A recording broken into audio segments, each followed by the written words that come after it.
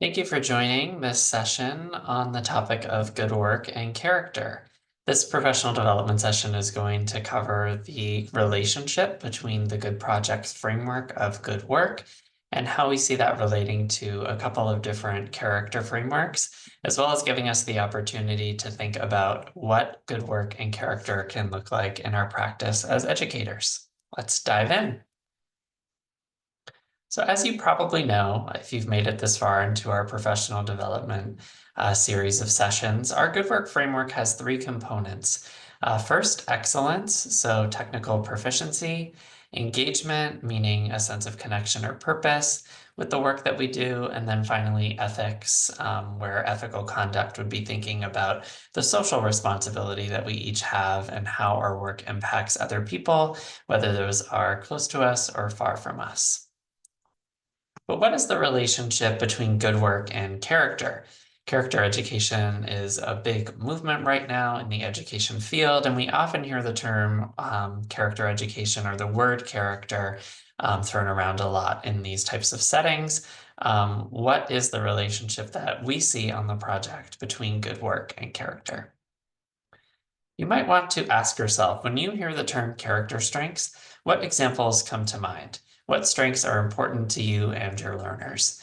This is a moment when you might want to pause the video or have a discussion with other people, if you are with other people, about the answers to these questions and how you would think about character strengths for yourself, what's important to you. So now that you've had a moment to maybe think about that, we're presenting here the 24 character strengths as a set of strengths that can guide us in having this conversation. This work by Peterson and Seligman to identify 24 character strengths really relied upon the psychological tradition to identify the set of character strengths that you see on the screen. So the strengths that they identified are items like creativity, curiosity, judgment, love of learning, and so on. These are the strengths that are really important for us to be leading a good life and to be interacting with each other. And that's how these strengths and the list here was developed. And the relationship that we see with good work and thinking about these strengths is that all of the character strengths may support us in our quest to do good work. So for example, and this is just three examples, you could probably identify many others yourself between the previous slides list and how you would think about what those mean for doing good work. Doing ethical work can somehow require bravery. So oftentimes when we make an ethical decision, it requires speaking up, which can call upon us to be brave. Doing excellent work can require perseverance. So when we are trying to do the best job we can, oftentimes that means overcoming obstacles. Doing engaging work can require love of learning. So when we try to find a sense of connection or meaning, that engagement in our work, that can require us to draw upon the character strength, love of learning in order to do so. A second framework of character development and the components of character is shown here in this field of virtue ethics. And the Jubilee Center for Character and Virtues has been a big proponent of this view of character development. So the Jubilee Center's framework purports that there are four different particular elements to character. Those are civic character strengths, moral character strengths, intellectual character strengths, and performance character strengths. Those are shown here at the bottom of the slide. So civic character strengths would be those that call upon us to have service or generosity, really those that are interacting with others. There are moral character strengths about, for example, honesty and fairness, intellectual being about perhaps judgment and curiosity, and performance being about teamwork and resilience. These particular examples and many others that might fall into these four buckets, these buckets coalesce into the ability for us to have phronesis or practical wisdom. So basically using your virtues, they call these character strengths, you will then develop the ability to know what to do when you don't know what to do, which is a kind of shorthand definition for practical wisdom. But it's really the ability to know how to use these virtues on a day-to-day basis in order to lead a flourishing life for yourself. So taking these virtues, applying them, kind of in a way that's natural to you, that would be a state of phronesis to lead a flourishing life. So our view at the Good Project is that in connecting the good work framework and virtues with those 4 virtue categories and the elements of good work, we hope that people will develop the meta virtue of practical wisdom, and then knowing how to apply practical wisdom to their everyday life and their decision making will be able to embody those elements of good work and be able to achieve good work in the day-to-day. There are many other adjacent models that are related to character development in learners, aside from the 2 frameworks or lists that we talked about. So for example, I'm just going to talk about 3 of them briefly now. There's EL Education's character framework. EL Education is a group, a network, a movement of schools here in the US.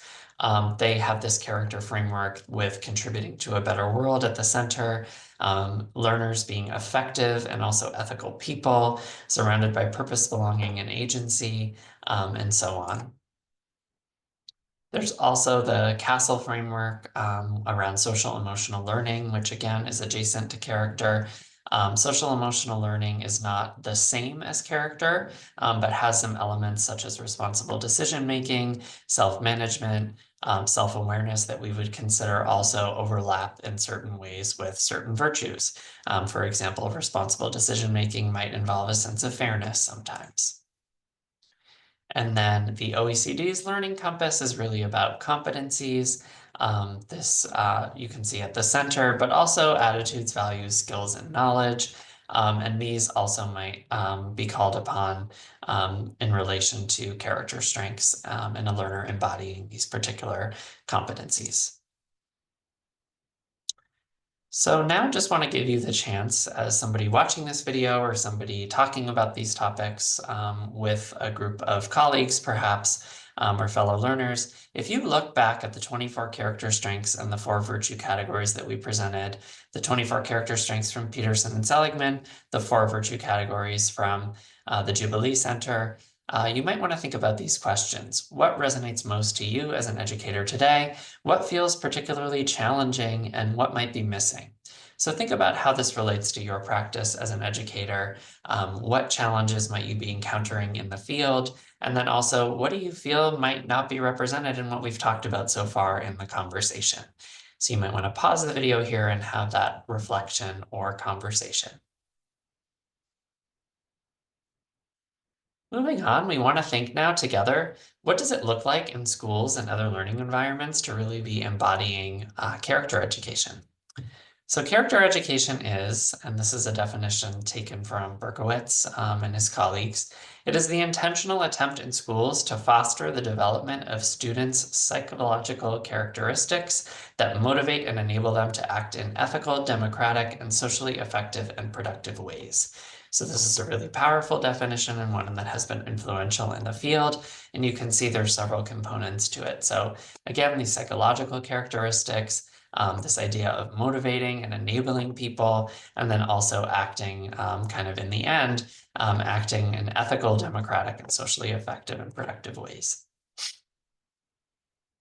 Character education is also COT, SOT, and TOT. So this is a framework that has also been created by the Jubilee Center. And this is the idea that it's maybe not just enough to teach character education explicitly as part of the curriculum, but it should also be both COT and SOT, meaning it should be something, first of all, COT that is embodied in the day-to-day workings of our educational institutions, or part of our organizational culture, and is therefore implicitly caught as we go about our day-to-day routines. We can see and have opportunities to be embodying character. And then SOT is this idea that it needs to be something that we are each all striving for. So it's not just something that's taught to us. Character isn't something that is enforced upon us, but we are all seeking to do our work and our learning with character in mind. There's also the primed model, again from Berkowitz, about what successful character education can look like in a learning institution. It needs to be a priority, first of all. It involves relationship building between stakeholders, the cultivation of intrinsic motivation. So again, that idea that it is sought. It's about modeling goodness. This would relate to the idea that character education is caught. There are people who are in the institution or in the school, in the learning environment, who are demonstrating implicitly or explicitly what it looks like to embody good character and modeling. There is this element with the E of empowering students. So again, opportunities to really be for yourself, enveloping and demonstrating what character education is. And then it involves developmental pedagogy, so opportunities to grow over time. There's also, I wanted to mention character.org's 11 principles. Character.org has a network of schools that are character schools, and they similarly have a set of 11 principles about what it looks like and what it means to be a school of character. So I just highlight a few lines here or a few phrases here. It involves a set of core values, people understanding, caring about, and practicing those values. It's proactive and comprehensive. It involves belonging and connection, opportunities for everyone to live them out, and so on. So you can see here, if you want to pause, there's a lot of text here. Just look over these 11 principles. I'm going to now play this video that is a key to what this might look like in practice. So this is from Edutopia, and it shows what a school that is embodying some key values or core values might do in order to do so. So I'm going to share my screen and hopefully my sound, which might require me to stop for 1 second.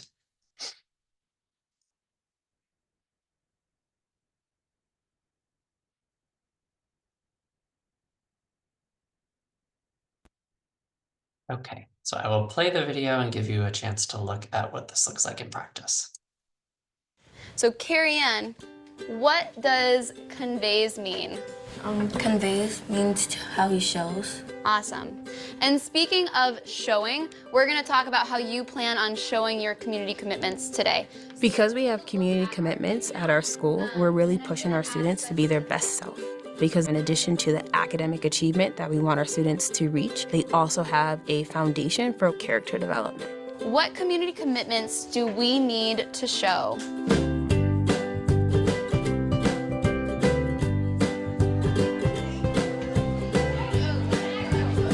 At Springfield Renaissance, we are preparing our students to be contributors to the world when they graduate and while they're here at the school. If you step into any classroom, you're going to see an intentional focus on character development, so you're going to see the community commitments. We chose responsibility and courage for the character traits today. Our school has identified these 7 character traits that we think strong citizens should possess: respect, responsibility, friendship, courage, self-discipline, perseverance, and cultural sensitivity. Those are the community commitments.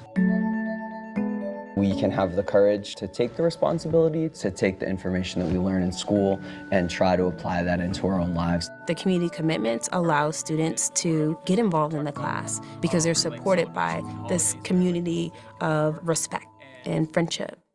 How do we plan on showing our community commitments? I like to let the students pick which community commitments they think are going to need to be used during a lesson. Marylise. Responsibility. Responsibility. I'll oftentimes give them a write-up of what we're doing today, and then you tell me which community commitments you need to show in order to succeed. Alyssa. Friendship. Friendship. This is a super important one for today's lesson.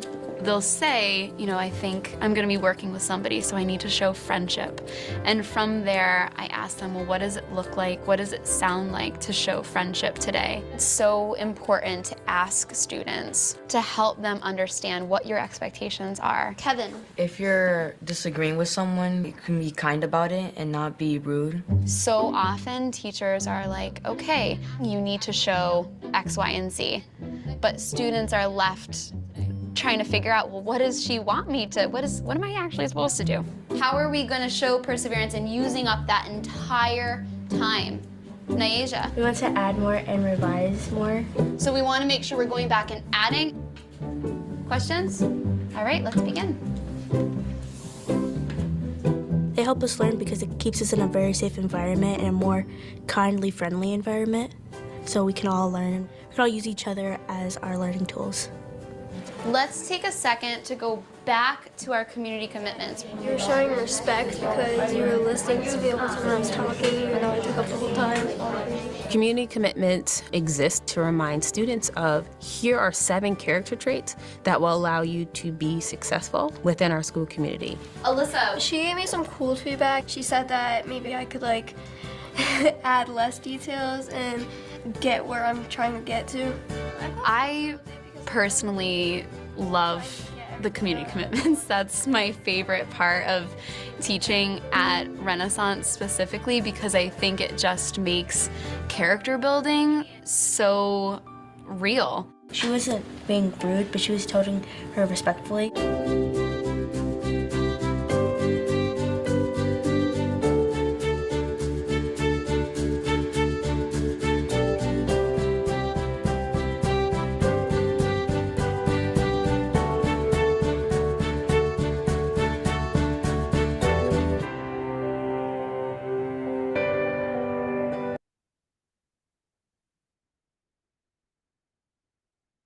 Okay, great. So now that you've had the chance to look at that particular example, which is by no means saying that that's the only way that character can be embedded in a learning environment or that character education can take place, it's just an example for you to take inspiration from. Based on the frameworks we talked about, based on that video, what is one action step you would like to take with your school or organization based on the models we have discussed? So take a moment to reflect upon that now. Be thinking about what you would like to do in your own learning environment. What did you see and what would you like to maybe act upon?